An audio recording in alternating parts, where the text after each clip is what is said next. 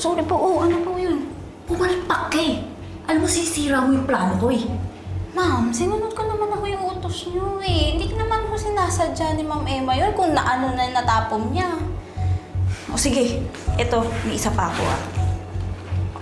Iuwi mo to. Kunin mo. Iuwi mo to at ilagay mo doon sa iinumin ni Emma, ha?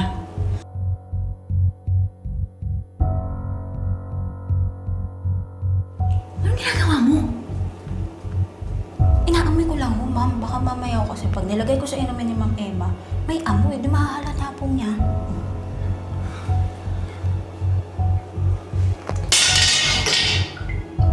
Ano ka ba naman? Alam mo, kitang mo talaga eh. Ma'am, pasensya na po. Hindi ko naman sinasadya eh. Sorry. Lintik ka talaga. Bis naman mo. Ano ba to? Sige, babalik ako ah. Opo. Opo.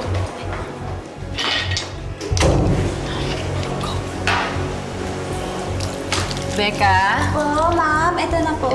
Becca, bill out na nga pala ako. Pupunta na rin dito si Angelo. Wag po muna tayo dito dumaan. Sa kabila na lang po kayo dumaan. Pwede ba huwag mo akong harangan? Mainit ang ulo ko ngayon, ah. Ay, ma'am! My God! Yung buntis sumubusog sa mga bubog! Ang dali na po namin kayo sa ospital. Bitawan niyo nga ako. Buti di sumubusog yung mukha ko dito. Ay, ma'am, yung baby niyo. Papakiram.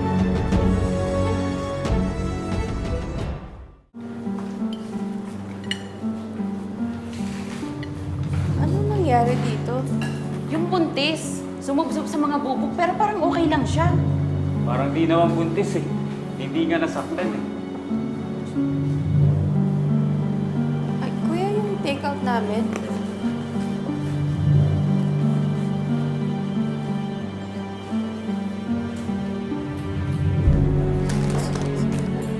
Tayo na, Becca.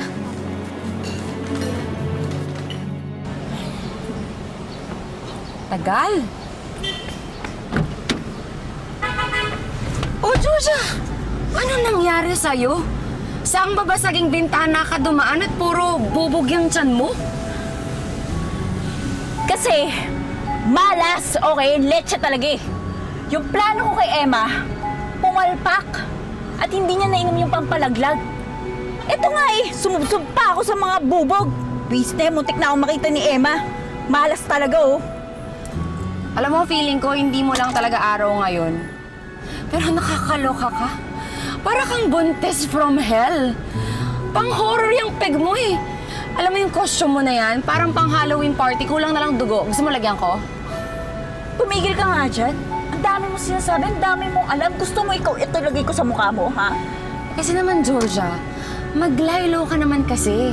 Masyado kang gigil na malaglagan ng anak si Emma. Kaya yan tuloy, lahat ng plano mo pumapalpak.